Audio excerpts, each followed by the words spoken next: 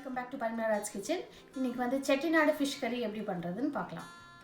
இது வந்து நம்ம sardine fish யூஸ் பண்ண போறோம், மத்தி மீன். அதுக்கு அப்புறமா வந்துட்டு கொத்தமல்லி, சீரகம், குருமிளகு, வெந்தயம், கொஞ்சம் மஞ்சள் பொடி, கொஞ்சம் மிளகாய் பொடி, அதுக்கு அப்புறம் வெங்காயம், புளி, கொஞ்சம் கொத்தமல்லி, அதுக்கு அப்புறம் காஷ்மீரி சில்லி வச்சிருக்கேன், அரை மூடி தேங்காய், தக்காளி, அப்புறம் கருவேப்பிலை. டேஸ்ட்டுக்கு ஏற்ற மாதிரி உப்பும் எண்ணெயும். ஃபஸ்ட்டு வந்து நம்ம இந்த மீனை வந்துட்டு கொஞ்சம் மிளகாய் பொடியும் மஞ்சள் பொடி உப்பு போட்டுட்டு மேரினேட் பண்ணி வச்சிடலாம்.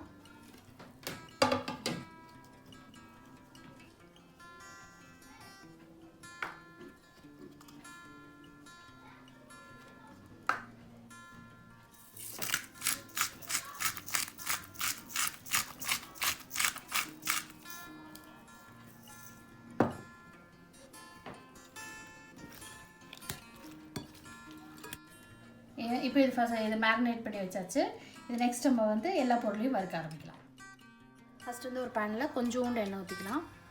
மேபி ஒரு டேபிள் ஸ்பூன் அளவு வந்து எண்ணெய் சூடானோன்னே வெங்காயம் போடலாம். சின்ன வெங்காயம் தான் யூஸ் பண்ணுறேன்.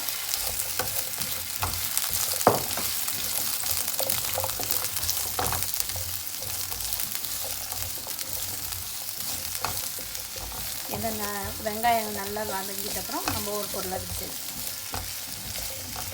இது கூட வந்து 2 டேபிள் ஸ்பூன் கொத்தமல்லி விதை அதையும் சேர்த்துக்கலாம்.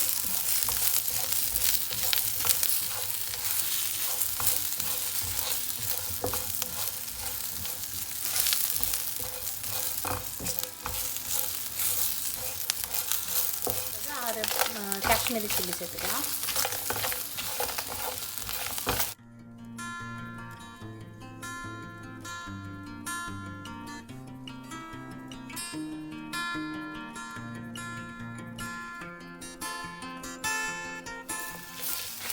இது வந்து ஸ்லோ ஃப்ளேமில் வச்சுட்டு கொஞ்ச நேரம் நல்லா ரோஸ்ட் பண்ணோம்னா இந்த ஒரு நல்ல ஒரு ஸ்மோக்கி ஃப்ளேவர் கிடைக்கும். அடுத்தது வந்து ஒரு ஸ்பூன் சீரகமும் ஒரு ஸ்பூன் குருமிளகும்.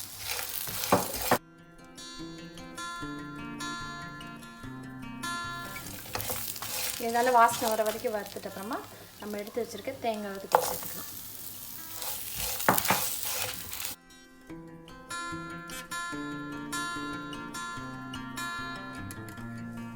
தேங்காய் வந்து நல்லா வதங்கிடுச்சு. இது கூட நம்ம கடைசியாக தக்காளியும் சேர்த்துக்கலாம்.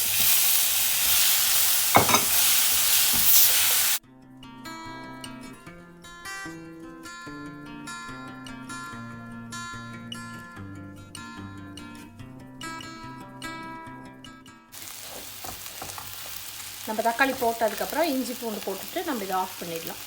ரொம்ப இது வதக்க வேண்டாம், அந்த ஸ்மெல் அப்படியே ஃப்ரெஷ்ஷாக அரைக்கிற மாதிரி இருக்கும்.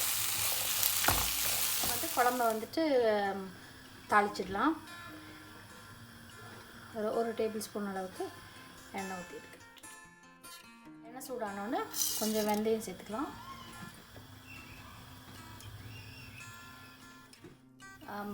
வெந்தயம் வந்து பொரிஞ்சோடனே கொஞ்சம் கருவேப்பிலை வெங்காயம் சேர்த்துக்கலாம்.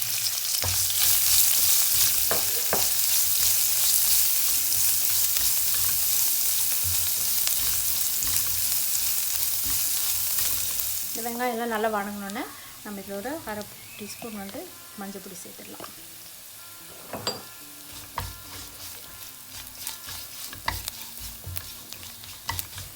அதுக்கப்புறம் அரைச்சி வச்சுருக்கிறது வந்து உங்களுக்கு எவ்வளோ கன்சிஸ்டன்சி வேணுமோ அந்த அளவுக்கு தண்ணி சேர்த்துடலாம்.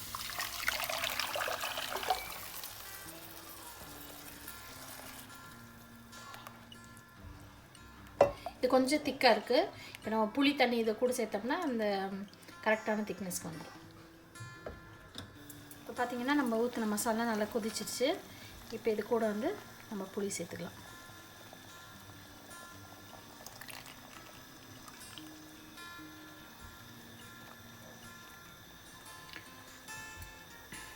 இப்போ வந்து இந்த புளி சேர்த்தோன்னே மீன் இதில் சேர்த்துக்கலாம்.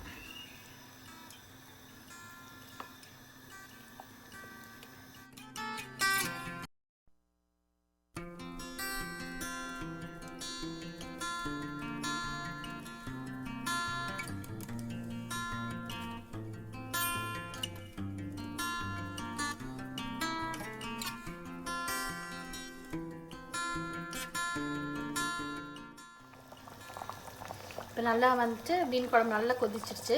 இந்த ஸ்டேஜில் வந்துட்டு நம்ம பார்த்து உப்பு சேர்த்துக்கலாம். ஏன்னா நம்ம மீனில் வந்து ஏற்கனவே உப்பு இருந்ததுனால கடைசியில் நீங்கள் உப்பு சேர்த்திங்கன்னா போதும். அப்புறம் அந்த எடுத்து வச்சுருக்க கொத்தமல்லி போட்டுக்கலாம்.